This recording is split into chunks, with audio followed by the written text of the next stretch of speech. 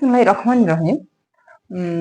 আজকে আমি chemistry chapter 4 পর্যায় সারণী সৃজনশীল সমাধান নিয়ে কিছু কথা বলতে বল, মানে একটু সৃজনশীল সমাধান নিয়ে আলোচনা করতে চাই। এই সৃজনশীলটি কুমিল্লা বোর্ড 2021-এর প্রশ্ন। এখানে প্রশ্নটি আমি দিয়ে রেখেছি। এখানে পর্যায় সারণীর কিছু খণ্ডাংশ মানে দেওয়া আছে এবং এখানে প্রশ্ন মেন্ডেলিভের পর্যায় সূত্রটি কি, পটাশিয়ামকে কেন ক্ষার ধাতু বলা হয়, উদ্দীপকের সি ও ডি মৌলদ্বয়ের মধ্যে কোনটির ইলেকট্রন আসক্তি বেশি ব্যাখ্যা করো, এক্স পর্যায় এবং এস গ্রুপে মৌলগুলোর আকারের তুলনামূলক বিশ্লেষণ করো। তো যদি আমি কয়ের কথা বলি তাহলে এটা আসলে তোমাকে মুখস্থ রাখতে হবে, কারণ একটা সংজ্ঞা কি। মেন্ডেলিভের পর্যায় সূত্র, মেন্ডেলিভের পর্যায় সূত্রটি হচ্ছে মৌলসমূহের ভৌত এবং রাসায়নিক ধর্মাবলী তাদের পারমাণবিক ভর বৃদ্ধির সাথে সাথে পর্যায়ক্রমে আবর্তিত হয়। খ, পটাশিয়ামকে কেন ক্ষার ধাতু বলা হয়, যে সকল মৌল বা ধাতু পানির সাথে বিক্রিয়া করে তীব্র ক্ষার উৎপন্ন করে তাদেরকে ক্ষার ধাতু বলা হয়। এই ধাতুকে ক্ষার ধাতু বলা হয়। ক্ষার ধাতুর শেষ শক্তি স্তরে একটি ইলেকট্রন থাকে এবং এগুলোকে পর্যায় সারণীতে গ্রুপ একে স্থান দেওয়া হয়েছে এবং পটাশিয়ামের ক্ষেত্র ঠিক এই কারণেই পটাশিয়ামের শেষ শক্তি স্তরে একটি ইলেকট্রন আছে এবং পটাশিয়াম পর্যায় সারণীতে গ্রুপ একে রয়েছে, এই কারণে পটাশিয়ামকে ক্ষার ধাতু বলা হয়। উদ্দীপকের সিওটি মৌলদ্বয়ের মধ্যে কোনটি ইলেকট্রন আসক্তি বেশি ব্যাখ্যা করো। ইলেকট্রন আসক্তি বেশি, এটা ব্যাখ্যা করতে গেলে আমাদেরকে জানতে হবে ইলেকট্রন আসক্তি কি। ইলেকট্রন আসক্তি হচ্ছে গ্যাসীয় অবস্থায় একমল গ্যাসীয় পরমাণুতে একমল ইলেকট্রন প্রবেশ করে একমল ঋণাত্মক আয়নে পরিণত হতে যে শক্তি নির্গত হয় তাকে ইলেকট্রন আসক্তি বলা হয়। সিওডি মৌলদ্বয়ের মধ্যে ইলেকট্রন আসক্তি আসলে পরমাণুর আকারের সাথে সম্পর্কযুক্ত। পরমাণুর আকার বা পারমাণবিক ব্যাসার্ধ যদি বৃদ্ধি পায় তাহলে ইলেকট্রন আসক্তি কমে এবং পরমাণুর ব্যাসার্ধ যদি হ্রাস পায় তাহলে ইলেকট্রন আসক্তি মান বাড়ে।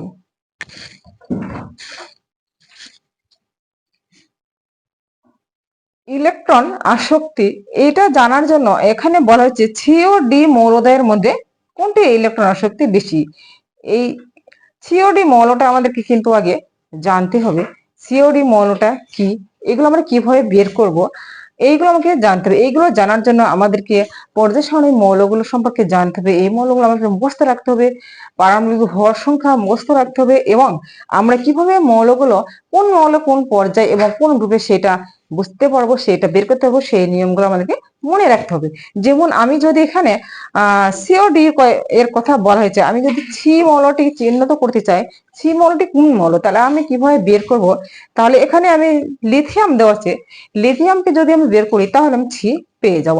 লিথিয়ামকে বের করার জন্য কি করব, আমরা জানি বা তোমাদের বইয়ে পর্যায় সারণীতে 4র্থ অধ্যায়ে 3টি নিয়ম দেওয়া আছে কিভাবে মৌলের গ্রুপ এবং পর্যায় বের করতে হবে। যেমন যে কোনো মৌলের ইলেকট্রন বিন্যাসে সর্ববহিষ্ঠ শক্তি স্তরের প্রধান শক্তি স্তরের নম্বরই হচ্ছে ওই মৌলের পর্যায় নম্বর এবং কোন মৌলের ইলেকট্রন বিন্যাসে সর্বশক্তি স্তরে যদি এস অরবিটাল থাকে তাহলে এস অরবিটাল ইলেকট্রন সংখ্যা হচ্ছে ওই মৌলের গ্রুপ নাম্বার। তাহলে লিথিয়াম কত নম্বর পর্যায় এবং গ্রুপের, লিথিয়াম যদি আমরা ইলেকট্রন বিন্যাস করি লিথিয়াম 3 তাহলে হচ্ছে 1s2s, তাহলে লিথিয়াম হচ্ছে 2 নম্বর পর্যায়, কেননা সর্ববহিষ্ঠ শক্তি স্তরের নাম হচ্ছে 2 এবং সর্ববহিষ্ঠ শক্তি স্তরে এস অরবিটাল আছে এবং এখানে ইলেকট্রন সংখ্যা 1 এবং 1 নম্বর গ্রুপের মৌল লিথিয়াম।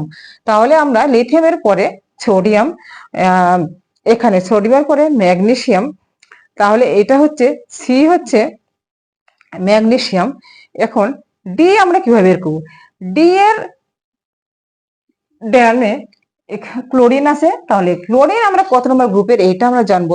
এটা জানার জন্য আমরা এইভাবে আমরা জানতে পারবো ক্লোরিন কত নম্বর পর্যায়ে এবং গ্রুপের মৌল। যদি আমরা ক্লোরিন ইলেকট্রন বিন্যাস করি তাহলে ক্লোরিন কত 17, তাহলে 1s 2s 2p 3s 10 দিয়ে 12 3p।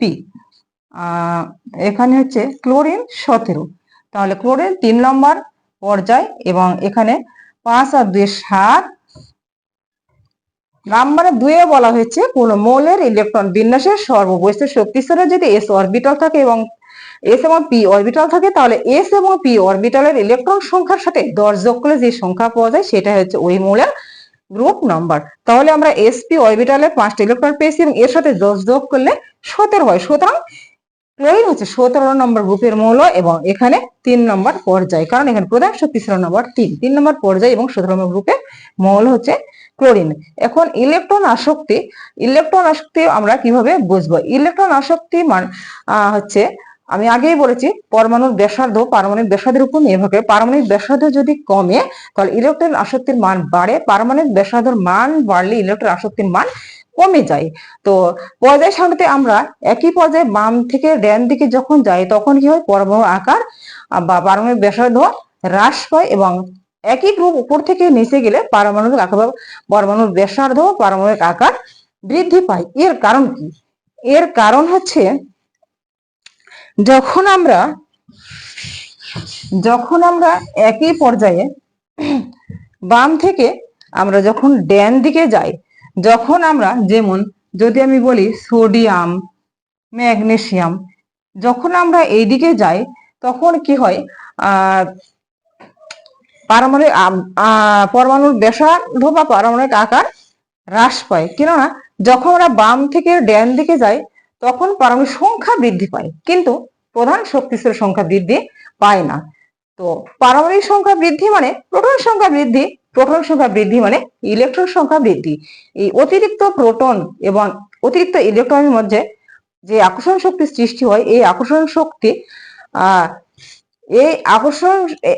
শক্তি কি করে, ইলেকট্রনের শক্তি স্তরগুলোকে নিউক্লিয়াস নিচের কাছে টানে। মানে এই আকর্ষণ শক্তির কারণে ইলেকট্রন এবং নিউক্লিয়াসের অতিরিক্ত প্রোটন এবং ইলেকট্রনের আকর্ষণ শক্তি সৃষ্টি হয় এবং এই আকর্ষণ শক্তির কারণে নিউক্লিয়াস কি করে, ইলেকট্রনের শক্তি স্তরগুলোকে নিজের দিকে টানে, যার কারণে যত আমরা বাম থেকে ডানে যাই তখন পারমাণবিক আকার বা ব্যাসার্ধ ছোট হয়ে যায়। কিন্তু যখন আমরা গ্রুপ উপর থেকে নিচের দিকে যাই তখন কি হয়, তখন পারমাণবিক আকার বা পরমাণুর ব্যাসার্ধ বড় হয়, বৃদ্ধি পায়। এর আকার কেন বৃদ্ধি পায়? এর কারণ হচ্ছে যেমন আমরা যদি এই দিকে আসি, উপর থেকে নিচ দিকে আসি গ্রুপে, তাহলে প্রতি ক্ষেত্রে কিন্তু একটি করে শক্তি স্তর যুক্ত হয়।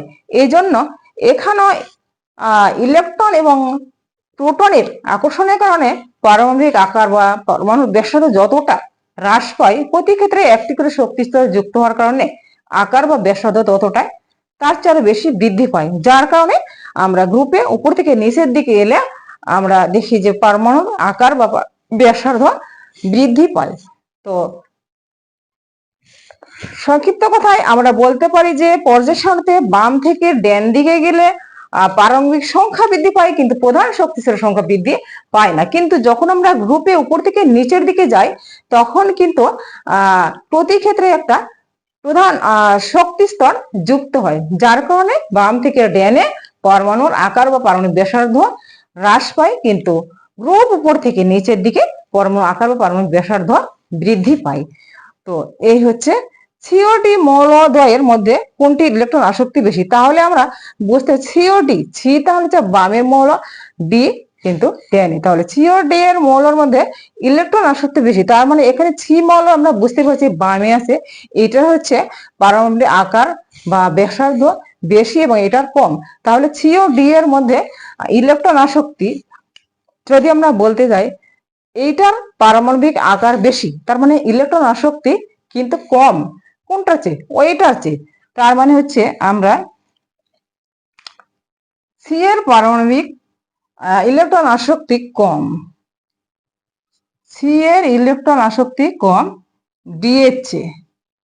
কারণ এখানে সি এর ইলেকট্রন শক্তি কম ডি এর চেয়ে, কেননা সি এর পারমাণবিক আকার বেশি, ডি এর অপেক্ষা পারমাণবিক আকার বেশি হলে ইলেকট্রন আসক্তি কমে যায়, তাই এখানে সি এর ইলেকট্রন আসক্তি কম ডি এর চেয়ে, এইভাবে আমরা বলতে পারি। এবার ঘয়ে আমরা কি, ঘ বলা হয়েছে এক্স পর্যায় এবং এস গ্রুপে মৌলগুলোর আকারের তুলনামূলক বিশ্লেষণ করো। এক্স পর্যায় এ সি ডি ক্লোরিন আর্গন এবং এস গ্রুপ হচ্ছে এ ক্লোরিন ই জি। তো এখানেও পরমাণুর মৌলগুলোর আকারের তুলনামূলক বিশ্লেষণ, একই কথা বলতে গেলে গয়ের সমাধানের মতোই আর কি কিছুটা। তো এখানে হচ্ছে পর্যায়ে যখন আমরা এক্স পর্যায়ে আমরা যখন যাব, তখন এখানে বাম থেকে ডানে আমরা যত যাব তত আমাদের কি হবে, এখানে হচ্ছে পরমাণুর আকার বা পারমাণবিক ব্যাসার্ধ হ্রাস পাবে। এবং যখন আমরা এস গ্রুপে উপর থেকে নিচের দিকে যাব, পরমাণুর আকার বা পারমাণবিক ব্যাসার্ধ ততই বৃদ্ধি পাবে। তাহলে এক্স পর্যায় এবং এক্স গ্রুপে মৌলগুলোর আকারের তুলনামূলক বিশ্লেষণ আমরা কি করব, আমরা এখানে ঘ লিখতে গিয়ে আমরা ব্যাখ্যাটা করব, এক্স কোন মৌলের কোন পর্যায়ের এবং কোন গ্রুপের মৌল, এস কোন গ্রুপ কোন পর্যায়ের মৌল, আমরা স্বাভাবিক কিছু কথা লিখে নিব। ব্যাখ্যা করার পরে আমরা কেন কেন হচ্ছে এক্স পর্যায়ের মৌলগুলোর আকার এবং এস গ্রুপের মৌলগুলোর আকারের এই পার্থক্য কেন, সেটা আমরা ব্যাখ্যা করব। আমরা বুঝতেই পারছি যে এখানে যখন আমরা বাম থেকে ডানে যাই তখন কি হয়, তখন হচ্ছে পরমাণু আকার হ্রাস পায়, মানে কমে যায়। কেননা কমে যায়, এখানে হচ্ছে পারমাণবিক সংখ্যা বৃদ্ধি পায় কিন্তু প্রধান শক্তিস্তরের সংখ্যা বৃদ্ধি পায় না। যার কারণে পারমাণবিক সংখ্যা বৃদ্ধি পায় মানে প্রোটন সংখ্যা বৃদ্ধি পায়, প্রোটন সংখ্যা বৃদ্ধি পাওয়া মানে ইলেকট্রন সংখ্যা বৃদ্ধি পায়। অতিরিক্ত প্রোটন এবং ইলেকট্রনের যে আকর্ষণ শক্তি হয়, এই আকর্ষণ শক্তিটা ইলেকট্রনের শক্তি স্তরগুলোকে নিউক্লিয়াস তার নিজের কাছে টানে, যার কারণে পারমাণবিক আকার বা পারমাণবিক ব্যাসার্ধ ছোট হয়ে যায়। কিন্তু যখন আমরা গ্রুপে যাই তখন কি হয়, তখন পারমাণবিক আকার বা পারমাণবিক ব্যাসার্ধ বৃদ্ধি পায়। কেননা এখানে প্রতি ক্ষেত্রে একটি করে শক্তি স্তর যুক্ত হয়, এই কারণে এখানে পরমাণুর আকার যতটা ছোট হয় তার চেয়ে আরো বেশি বৃদ্ধি পায়। তো আমরা এগুলো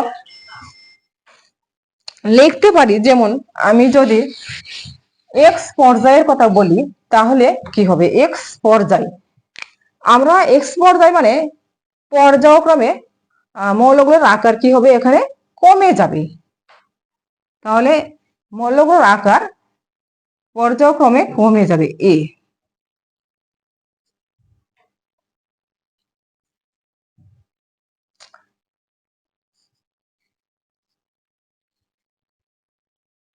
ডি